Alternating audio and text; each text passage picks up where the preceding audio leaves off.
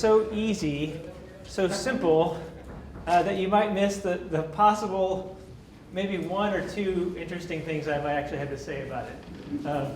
So again, that's possible. I'm not sure I'll actually be saying anything interesting, but just so that if I do, you won't miss those things. Has anybody read the book Thinking Fast and Slow? Yes. Okay, all right. Oh, good.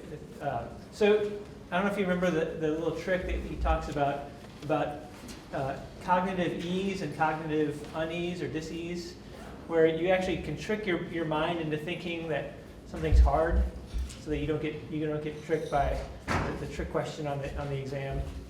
So that you guys don't miss the possibility of me saying something interesting today, I'd like you all to, you're all smiling now, I'd like you to give me a frowny, concentrating, cognitive unease face. Can you do that? Oh, that's a good one. Okay, and if you need help, you can get a pen and you put it like this. Okay, so you're still smiling. That's that cognitive unease. Okay, so, all right, very good. So you're concentrating. In case I say something interesting, you won't miss it. Okay, so this is about fitness criteria and the importance of fitness criteria. What do we mean by that? So, have any of you purchased or used any of these things recently?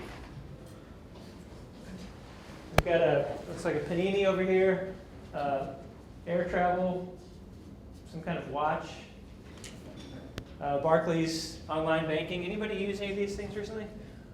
Okay, why did you pick the particular one of those that you did?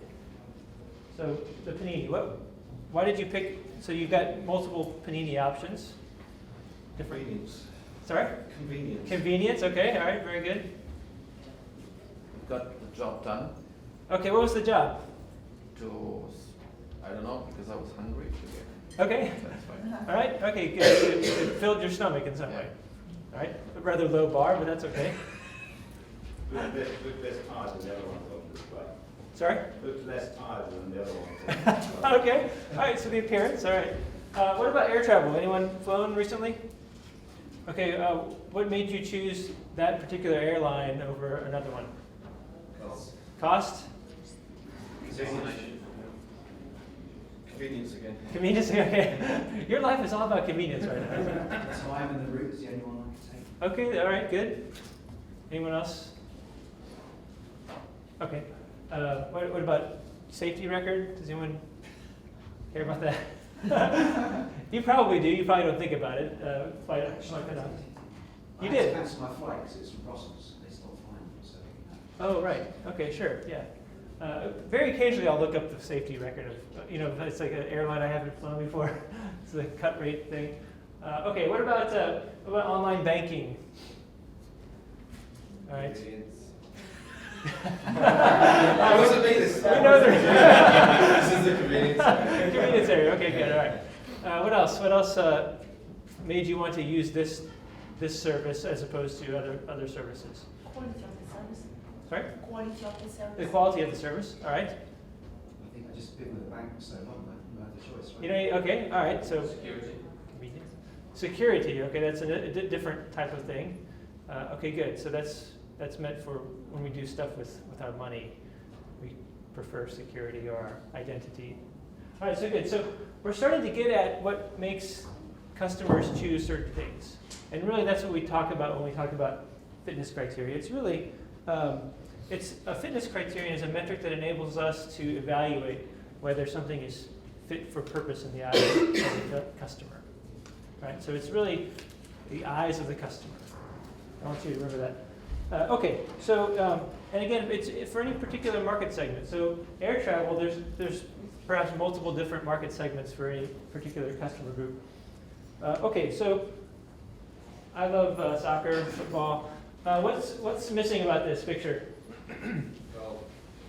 The goal. Okay, all right, you guys are quick. Sorry? Oh, the players. All right. Okay, right. Right. So yeah. So the main thing that's missing is the goal. Obviously, players. So what if we had a soccer match and we didn't have a goal? That'd be awesome because soccer sucks. Regardless of what you think about soccer, if we had no goal, what would the players do? What would you do if you're on the pitch? They just run around. Run around. Okay. You might see Maybe try to show off a little bit. show off some of your skills. I don't know. You could make up different games. See, you Make See, I your mean- own goal. make your own goal. Okay, all right. You could see how many times you could pass it to each other, or play keep away. See how many lines you could kick it over. But really, if you don't have a sense of a goal, you'd make your own goal. But really, understanding the goal is what allows us to understand how we win. So this is part of what I'm seeing fitness criteria do for my organization, the organizations I help coach, is it gives us a sense of what it means to win. Teams need to know how to win. And if you don't know how to win, you're going to optimize on lots of things, but you're probably not going to be optimizing on the goal. So we want to introduce the goal. That's fitness criteria in a sense, or fitness. In soccer, again, regardless of how you feel about the game, what is the goal of soccer? What is it? To win the game? Score more goals. Okay, right. So our purpose is to win the game. The goal is we want to score more goals than we allow. Or fall over, triple and free Right. So, So we have our purpose. So how do we measure how fit we are for our purpose in soccer? Salary. size of car. Very simply. League position. Sorry? League position. League position. Okay, very good. So that's how we measure our progress overall. In just one particular game, how do we measure how fit we are for our purpose of winning the game? Score. Okay, our score, the number of our goals that we've scored. You might be going for stacks, right? How many crosses do we put in? Things that lead to a goal. Yeah, so that's good. So yeah, you mentioned an important point. So things that lead to a goal, and then there's actual goals. So keep that in mind, especially as you write down the metrics you use in your day-to-day. There's a difference between the actual goal and things that lead to the goal. And so being fit for purpose here is basically comes down to scoring goals and preventing goals. Right? There are things, how many crosses, how much time of possession, although I don't know how much that correlates, how many corner kicks we get. Those things lead to or have some relationship to goals or goals prevented, but those aren't the goal. Okay, so David Anderson defines fitness in this way, and this is an important distinction I mentioned earlier about the externality of how we understand it. Fitness is always defined externally. Customers, other stakeholders that define what fitness means. So I work with lots of different types of people in an organization. I work with software delivery teams. I work with managers. I work with C-level people. I work with the business stakeholders. And it really matters who's defining the criteria that is what we're trying to win by. And so a lot of times when I'm with a software delivery team, they don't have a sense of what the goal is, right? And so they make their own goals. And so they start optimizing on things that they've defined rather than the customer. So in my company's business model, so we're essentially, we provide IT service software delivery for customers who, for whatever reason, either can't get things to market quickly enough, they want to augment their own staff, they want to do different things, different delivery channels like mobile, they don't have the capability. So we have an organization of software delivery people. We create awesome apps for people really quickly. But basically, we're working for our customers. And so if you think about this dividing line, our company is on the right here, and then our customer is on the left. So, typically our teams are built this way. So the delivery team is the engine, and they've got particular things that are interesting to them. Mostly they're software developers, quality advocates, user experience people. They're thinking about things in their day-to-day like test-driven development, code coverage levels, what JS frameworks we want to use, how am I going to test this, right? What are the different edge cases? Team happiness is a metric that they like to use, right? And so these are all good things. Our executive sponsor might have some different things that he or she is thinking about. Like, what's the risk that we're dealing with? Do I have to work on staffing changes? And some of us coaches, well, I'm always thinking about what's the work in progress here? Does anyone work with teams and you think about work in progress limits? Okay, all right. Maybe it's not the only thing you think about. It's not the only thing I think about. It's something I think about a lot. But so we all have different things that we're thinking about, different things that we would consider success, progress, the goal, essentially. And yet, it's really the customer's view that matters. That's going to be the thing that drives everything. So, we find out that maybe the customer has things like delivery time, or you guys mentioned quality, convenience. Those are the things that really need to help us define which direction to march in. Here's another model. So this is a customer, I'm sorry that I don't know if you can read. This just says delivery team and it says over there, CIO. So this is a company I'm working with, and they have their IT organization. The CIO sits on top of that, and looks after all the IT teams. So he's got a particular vantage point, particular interest. Things like the PMO is able to track all this stuff. We're able to keep all of our teams working in nice order. The teams themselves, they're transitioning to Agile, and so they're concerned about doing Agile, estimating well. How good are our estimates?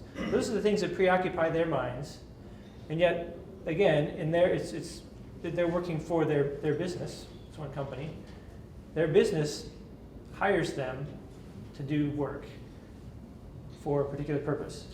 The business values their service, their IT service, for certain things. And it's not about doing Agile.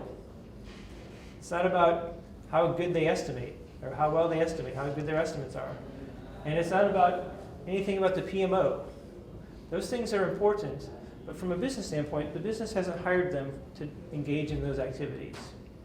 That's not the primary end or the primary purpose of what they've been hired to do. So fitness criteria help us align at the organizational level as well. So the business has hired them to do something.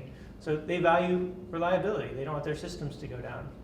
That's important to them. The whole Agile business, again, Agile is helpful. It's not about Agile. It's not about Kanban. It's not about Lean. It's not about limiting work in progress. It's about what those things can help us do, and it's how those things help us become more fit for our purpose. Okay, I'm looking around. I'm seeing some cognitive disease, cognitive unease. Okay, good. All right. So, you've seen the Agile Manifesto? Anyone? Okay, maybe some people. Okay. All right. So one of the 4 Agile Manifesto value statements talks about the customer relationship. It's very important, actually. And it says the customer collaboration. We want to stress customer collaboration over contract negotiation. There's value in the thing on the right, but we want to value the thing on the left more. So when we think about fitness criteria, fitness for purpose, what that means to us is asking our customer, what about our service or product they value?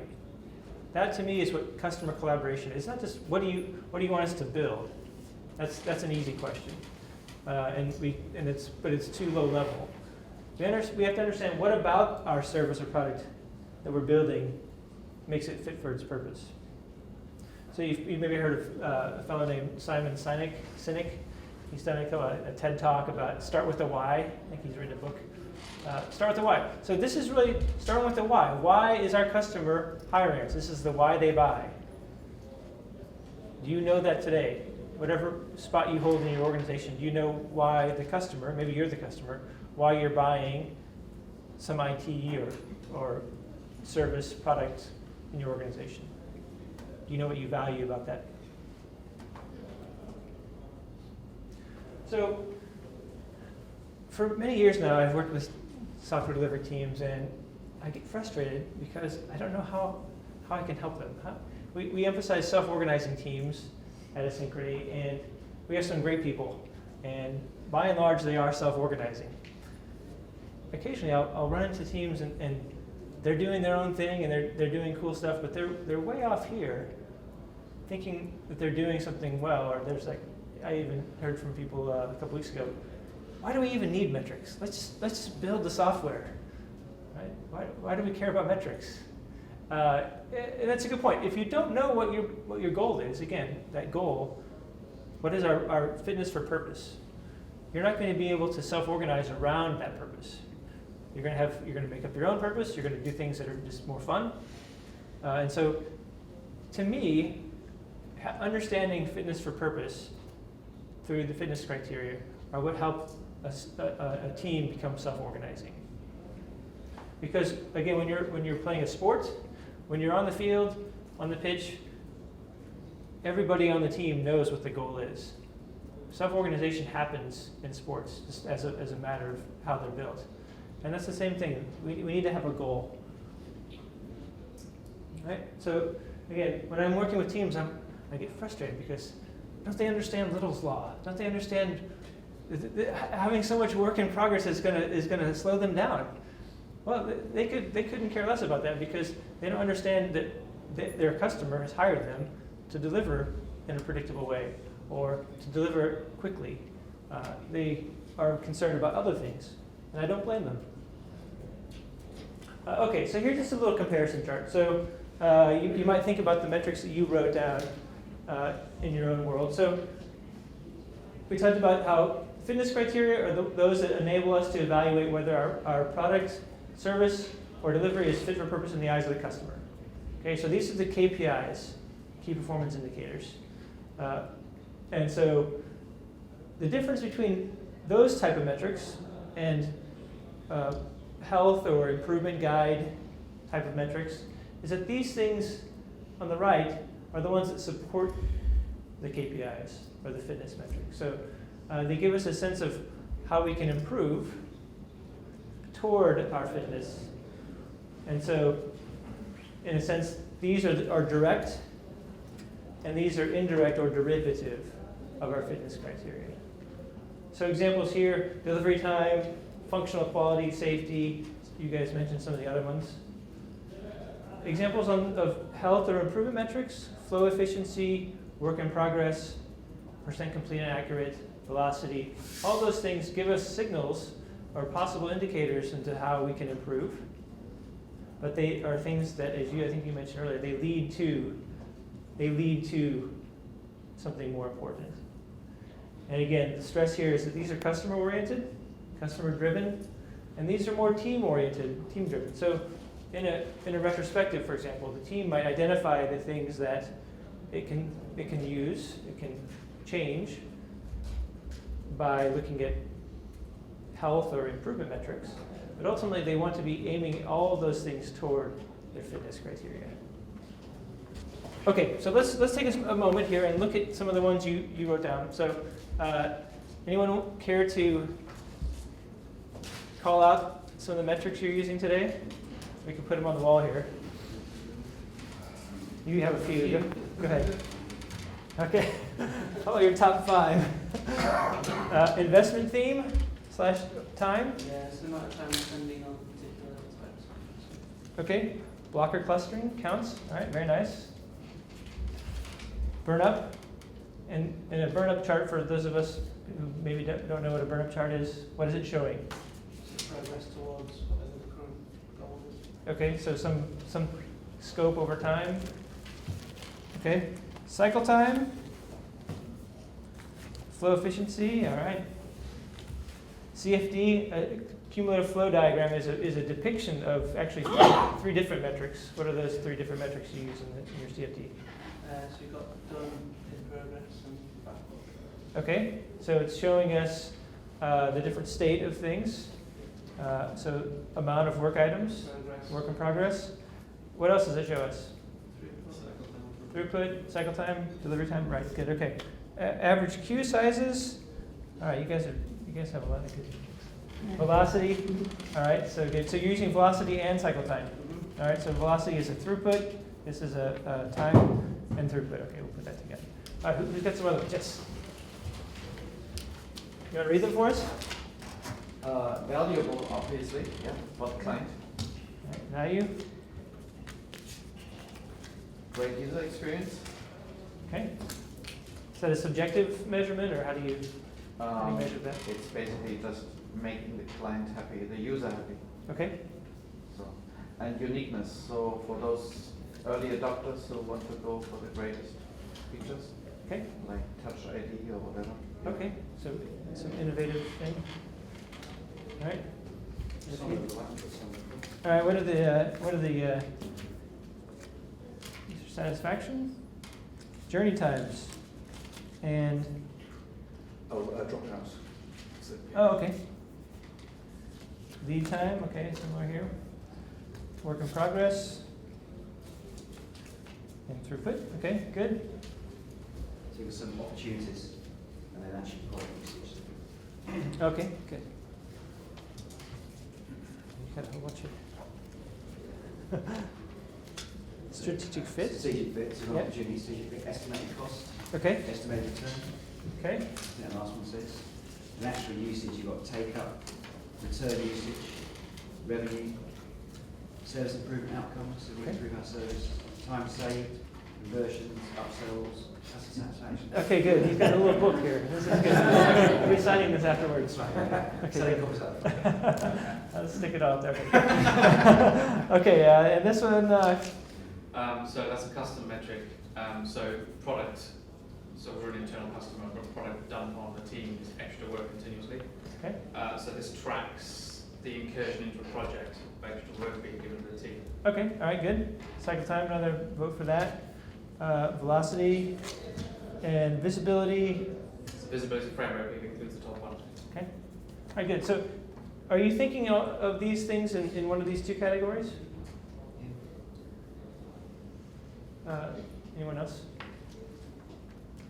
You can add them later if you like. So cycle time. Where does it fit? On the right. Right. On the right? Okay. Anyone want to make an argument for it being on the left? It's delivery time. Yeah. Delivery time, okay. Yeah, so I know there's like a dozen different terms for time, duration. Lead time is actually delivery. Lead time, I call it delivery time because I don't like to get caught up in the argument, so I just call it delivery. Like whenever your commitment point is to whenever you define delivery, that's what I call delivery time. And I don't get messed up. Again, I'm a very simple person, so I'll confuse myself actually.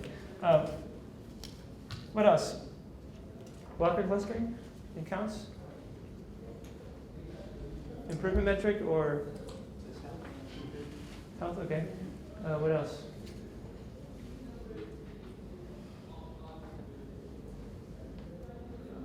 User satisfaction?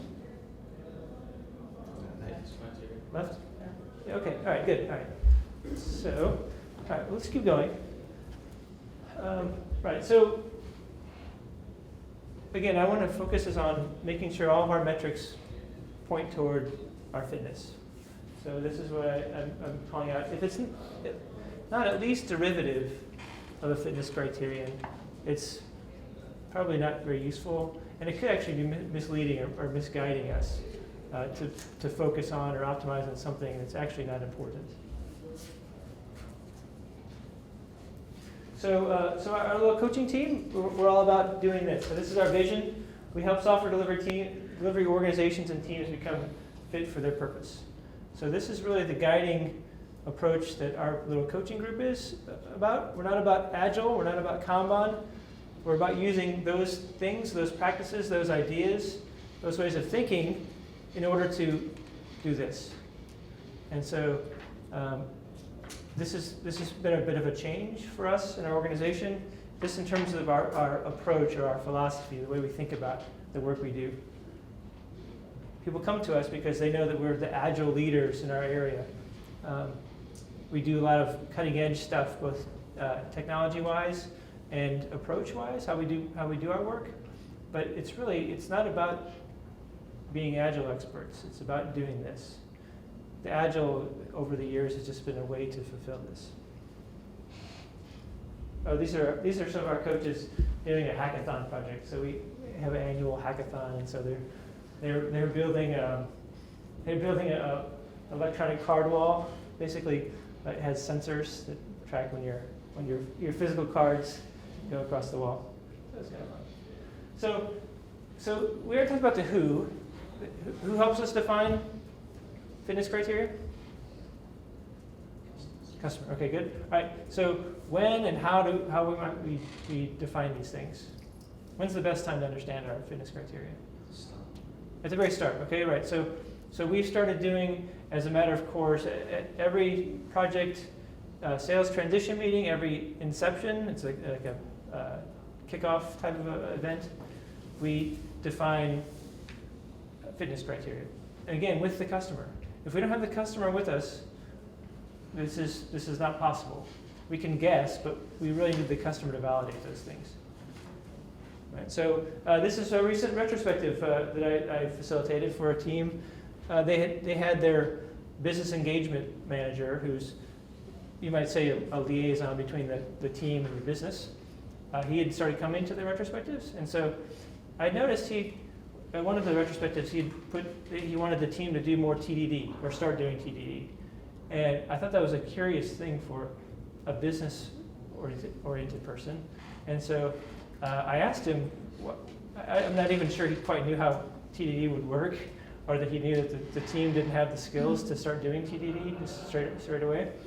So I asked him later, I stopped by his office, and I said, hey, do you have a minute to talk? I wanted to find out more about why you were putting some of those suggestions in for the team at the retrospective.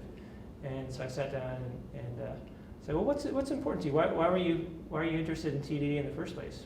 I'm all about TDD. Our developers are all about TDD, but why were you interested in that? And so he just started essentially spilling all of his fitness criteria to me in that moment. And so I got my notebook out and I started writing these things down. I said, these are really important. These are important for the team to know. And actually, rather than them knowing about TDD, you should probably tell them what's important to you from a fitness criteria standpoint. What do you care about as a business representative for that team? And so we did that at the next retrospective, actually. Started identifying some of the things that were important as far as he knew from the business. So this is a tool that I've started using, and in the course of service delivery reviews. I don't know if anyone does.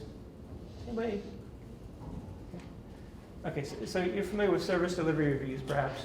So this is a regular meeting to review how well we're doing with our service delivery. So the key here, again, is orienting ourselves toward fitness for purpose. And so we typically do these with our executive level people, C-level people, business people. The people hiring us to do the work should be at these meetings, as well as maybe some representatives of the delivery team. And so it's basically at the first row there, we talk about what are the services we provide, what are the different types of work that we take in, and there, front and center, we have our fitness criteria. Why are we doing this? How are we going to measure whether we're doing our stuff right? And then, participants in the review if you want. But then these are the things we bring into this meeting. These are the things that we come out of it with. And so reviewing some of the actions from the retrospective. So this is a little bit different from retrospectives. Retrospectives are more oriented toward team improvement, maybe just the team itself. Service delivery review, the way that we're thinking about it, is involving some of the external stakeholders, understanding at a higher level, are we just reviewing our service delivery? Talking about some of our achievements, shortfalls, and then the delivery time expectation. I'll get into this in just a minute, but that's something we're using more and more in terms of understanding how predictable we are, but also understanding our delivery time, cycle time, lead time. And then here we have health metrics. So these are some of the things that are important to us, like code coverage, velocity, whatever things that we might feel lead us toward becoming more fit for purpose, but are not the same thing as fit for purpose fitness criteria. Okay, then on the outputs we have, what are some options? We might have come out with some options to reduce risk at the retrospective. Forecast, we can use our delivery times to now forecast, do probabilistic forecasting. We're seeing a lot of people who are really interested in that. And then some notes for the executive sponsor. How can the executive sponsor help? So here's, and again, I apologize. I'll put these slides online if you guys want to look at them later. But just some examples of what these things are. So I don't know what's interesting here. The blocker clusters. Who mentioned the blocker clustering? Yeah. So cool. So that's something we use. So you can see unit test coverage levels, work in progress. Those things are important. We pay attention to those things, but they're not as important as understanding the bigger picture, which are our delivery time and net fitness score, which I'll talk to you in just a minute here. This is an idea I got from David. I don't know if you've read David's blog post on net fitness score. It's a little bit different from net promoter score. And this is something we're trying. So maybe I'll be able to give you guys some more info after we've done some experiments. But this is kind of like someone over here had the user experience satisfaction. Did you get what you wanted, customer? This is what this is trying to get at. So we've used Net Promoter Score internally in our business for lots of different things. And so this is a slight twist on it. Basically, it's the same calculation concept, if you will. The percentage of satisfied people minus those dissatisfied. And then you've got the 4s and 5s. I got everything I wanted and more. Those are the net promoters or net satisfied people.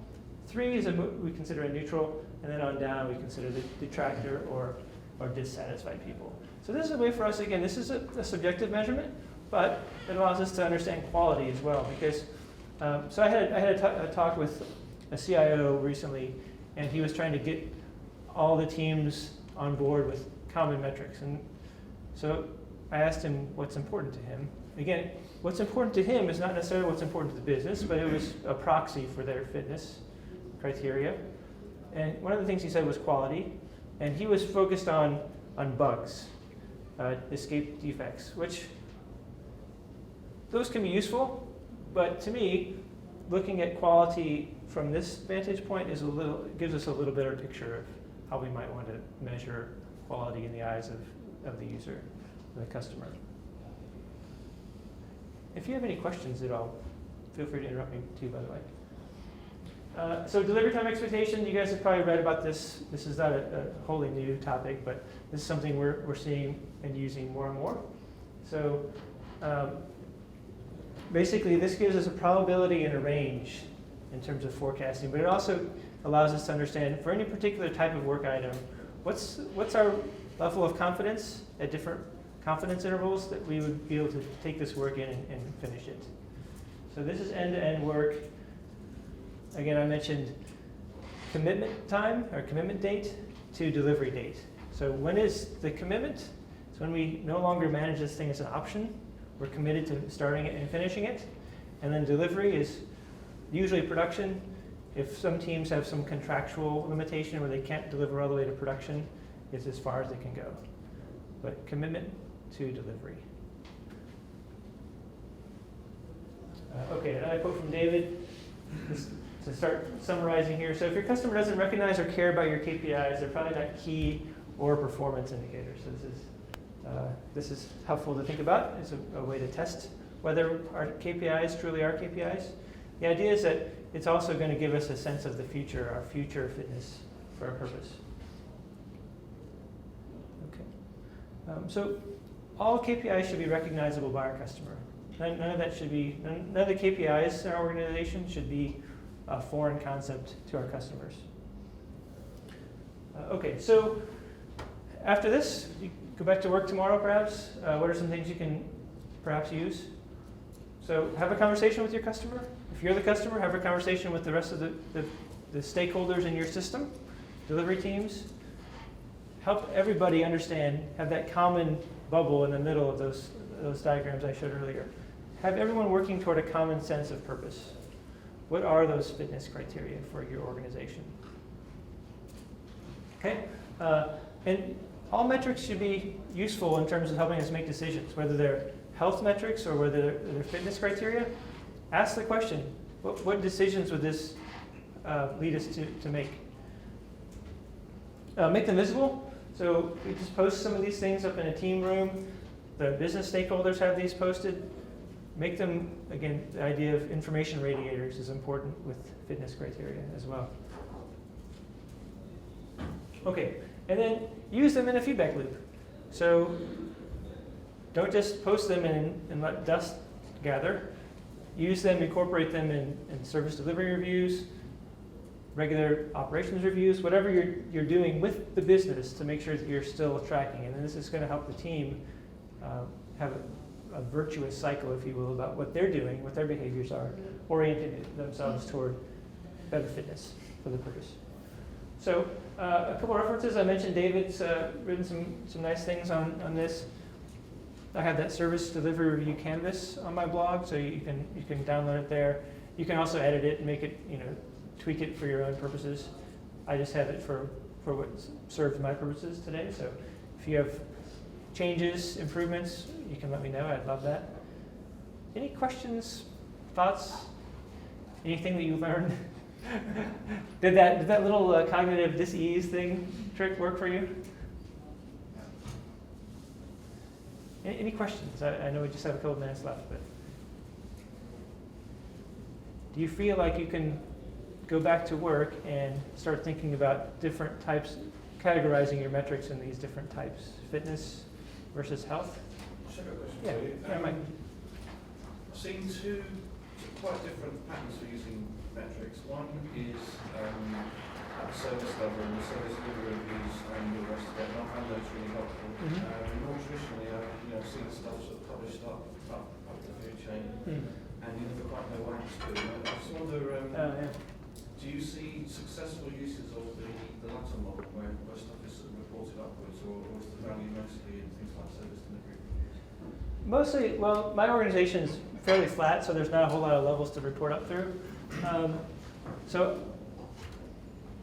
the places I've seen the latter example have been other companies.